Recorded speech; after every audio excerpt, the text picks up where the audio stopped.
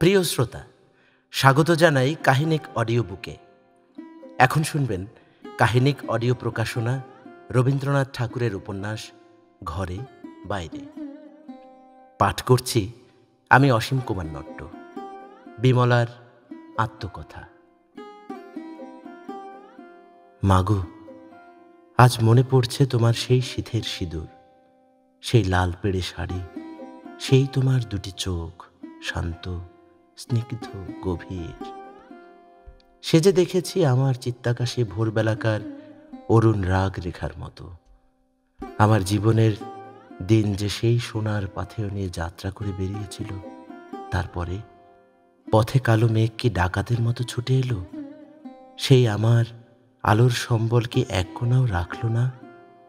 কিন্তু জীবনের ব্রাহ্ম মুহূর্তে সেই যে উষা সতীর দান, দুর্যোগে সে ঢাকা পড়ে, কিন্তু সে কি নষ্ট হবার? আমাদের দেশে তাকেই বলে সুন্দর যার বর্ণ গৌর, কিন্তু যে আকাশ আলো দেয় সে যে নীল। আমার মায়ের বর্ণ ছিল শ্যামলা, তার দীপ্তি ছিল পুণ্যের, তার রূপের গর্বকে লজ্জা দিত। আমার মায়ের মতো দেখতে এই কথা সকলে বলে। তা নিয়ে ছেলেবেলায় একদিন আয়নার উপর রাগ হয়েছিল। মনে হতো আমার সর্বাঙ্গে এ যেন একটা অন্যায়, আমার গায়ের রং এ যেন আমার আসল রং নয়, এ যেন আমার কারো জিনিস, একেবারে আগাগোড়া ভুল। সুন্দরী তো নই, কিন্তু মায়ের মতো যেন সতীর যশ পাই, দেবতার কাছে এক মনে এই বর চাইতুম। বিবাহের সম্বন্ধ হবার সময় আমার শ্বশুরবাড়ি থেকে দৈবজ্ঞ এসে আমার হাত দেখে বলেছিল, এ মেয়েটি সুলক্ষণা, সতীলক্ষ্মী হবে। মেয়েরা সবাই বললে, তা হবেই তো, বিমলা যে ওর মায়ের মতো দেখতে। রাজার ঘরে আমার বিয়ে হলো।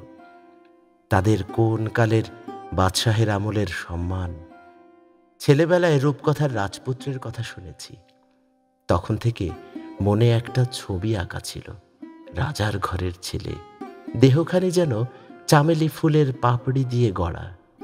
যুগ যুগান্তর যেসব কুমারী শিব পূজা করে এসেছে, তাদেরই একাগ্র মনের কামনা দিয়ে সেই মুখ যেন তিলে তিলে তৈরি।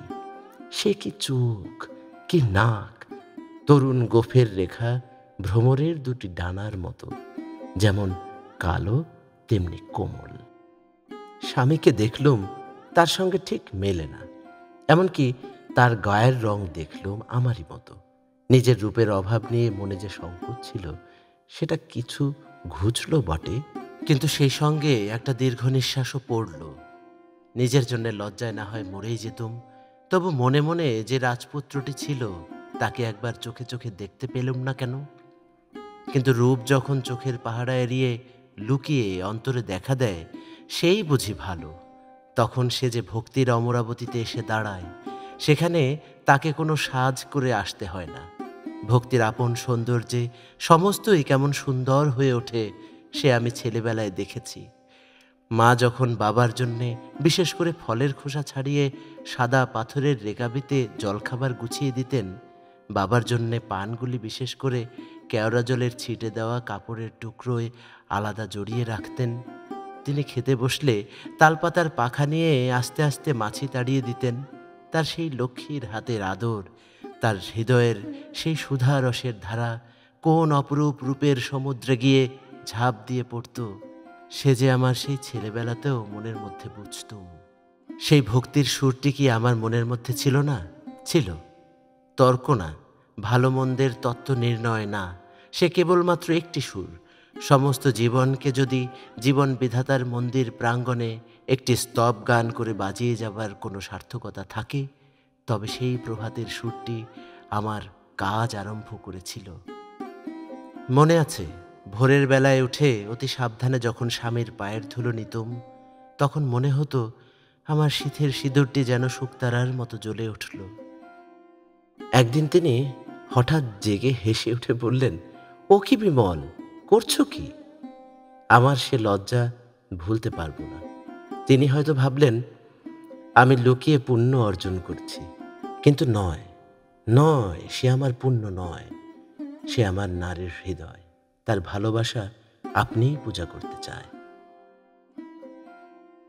আমার স্বামীর বড় ইচ্ছা ছিল আমাকে বাইরে বের করবেন। একদিন আমি তাকে বললুম, বাইরেতে আমার দরকার কি?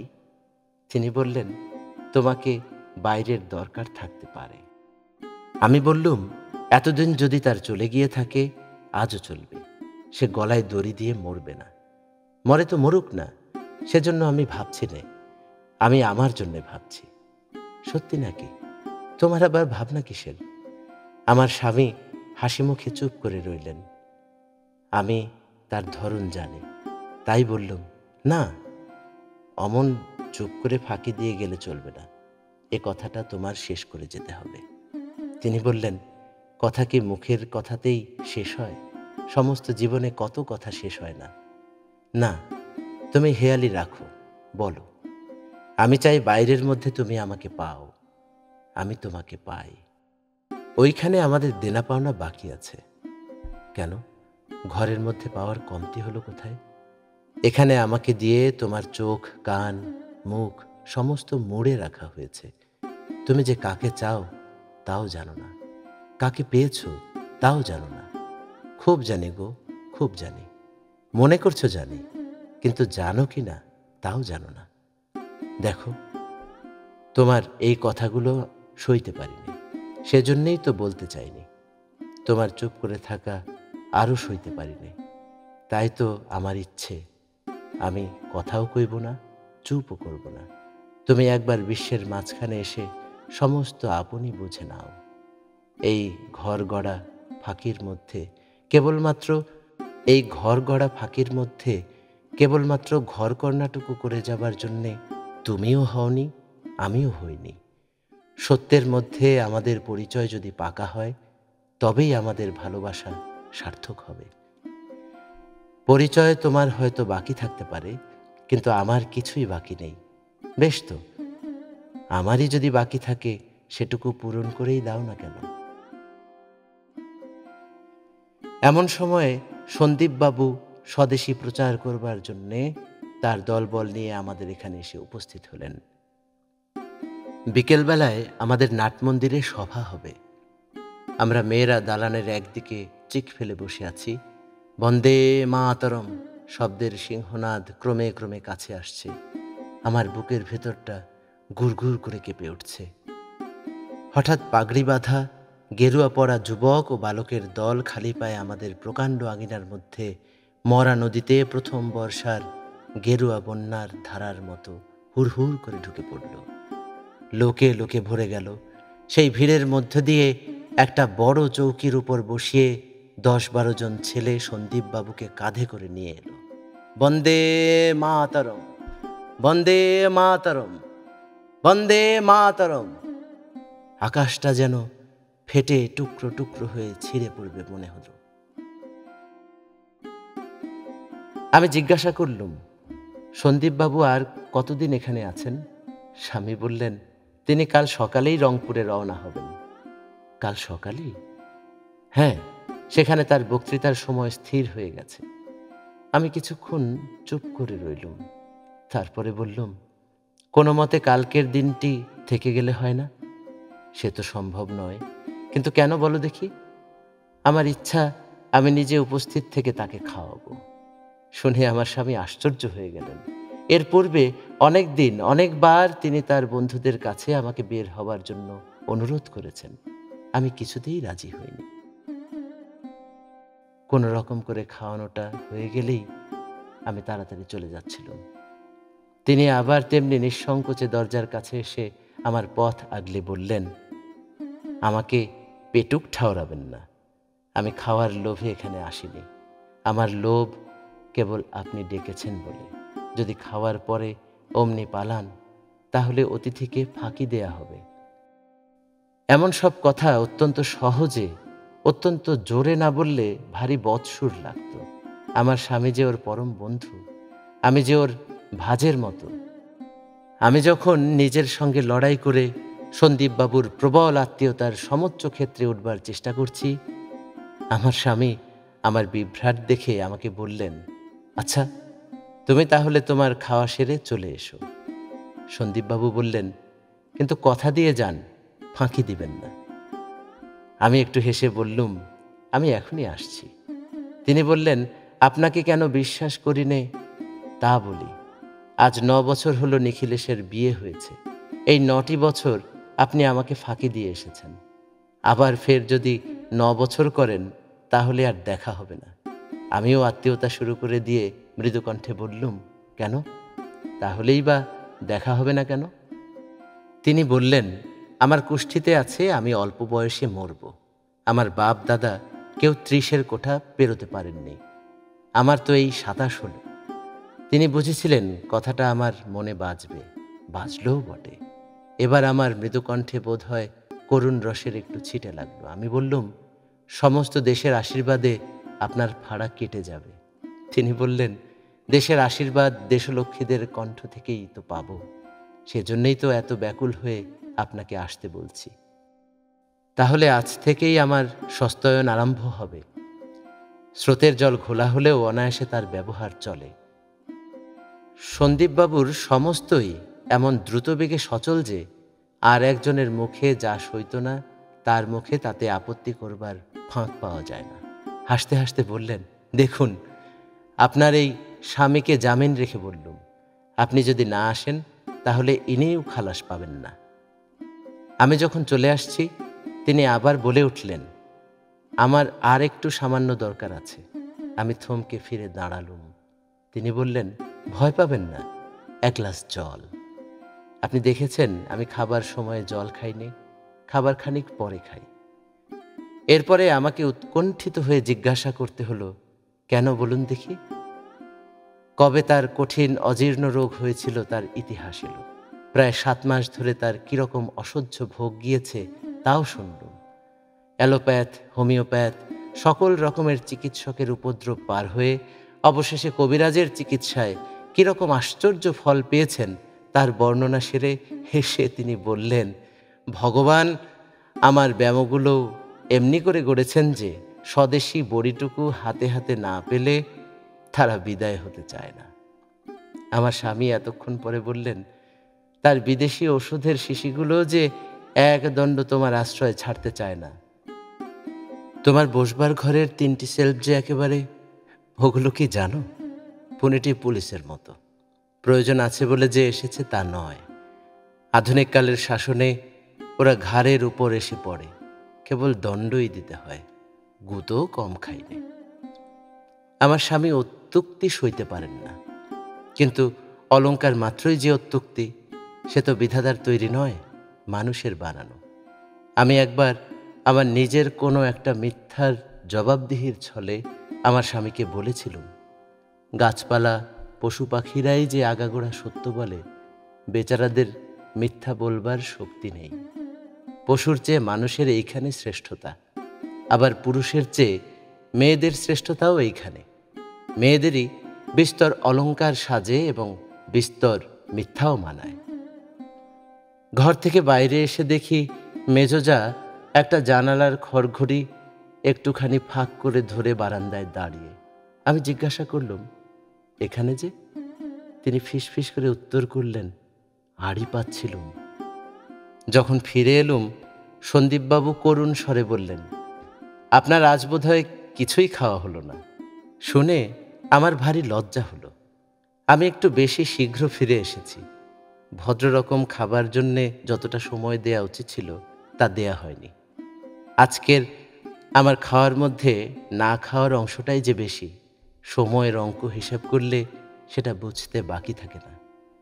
কিন্তু কেউ যে সেই হিসাব করছিল তা আমার মনেও হয়নি। সন্দীপবাবু বোধহয় আমার লজ্জাটুকু দেখতে পেলেন, সেইটাই আরও লজ্জা।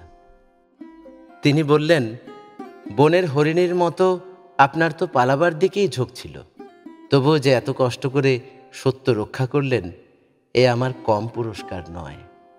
আমি ভালো করে জবাব দিতে পারিনি। মুখ লাল করে ঘেমে একটা সোফার কোণে বসে পড়লুম। দেশের মূর্তিমতী নারীশক্তির মতো যেরকম নিঃসংকোচে এবং সগৌরবে সন্দীপবাবুর কাছে বেরিয়ে কেবলমাত্র দর্শনদানের দ্বারা তার ললাটে জয়মাল্য পরাবো কল্পনা করেছিলুম, এ পর্যন্ত তার কিছুই হলো না। সন্দীপবাবু ইচ্ছা করেই আমার স্বামীর সঙ্গে তর্ক বাঁধিয়ে দিলেন। তিনি জানেন তর্কে তার তীক্ষ্ণ ধার মনের সমস্ত উজ্জ্বলতা ঝকঝক করে উঠতে থাকে। এরপরেও আমি বারবার দেখেছি, আমি উপস্থিত থাকলেই তিনি তর্ক করবার সামান্য উপলক্ষটুকু ছাড়তেন না। বন্দে মাতরম মন্ত্র সম্বন্ধে আমার স্বামীর মত কি তিনি জানতেন।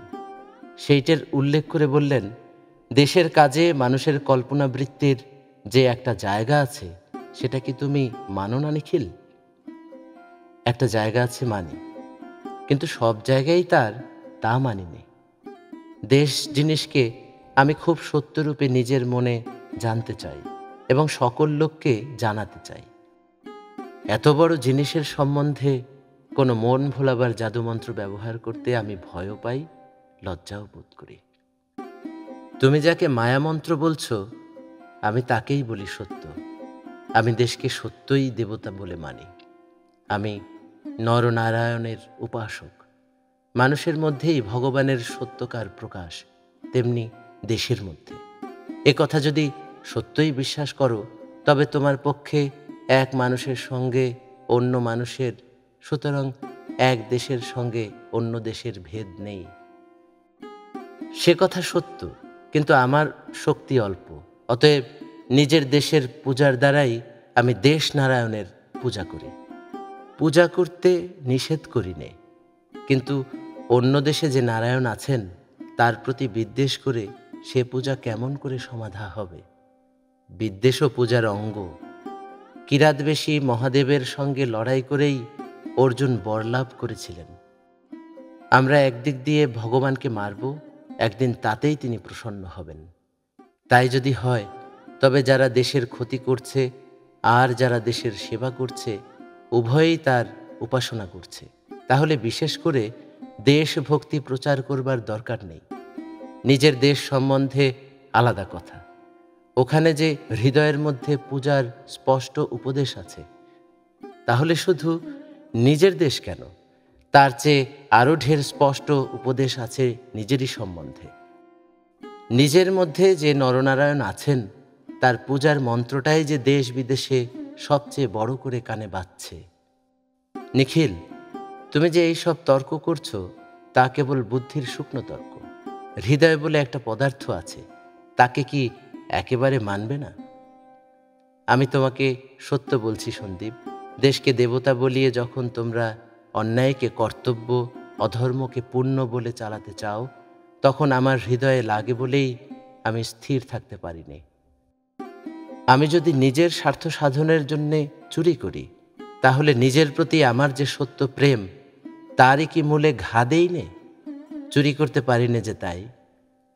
সে কি বুদ্ধি আছে বলে, না নিজের প্রতি শ্রদ্ধা আছে বলে?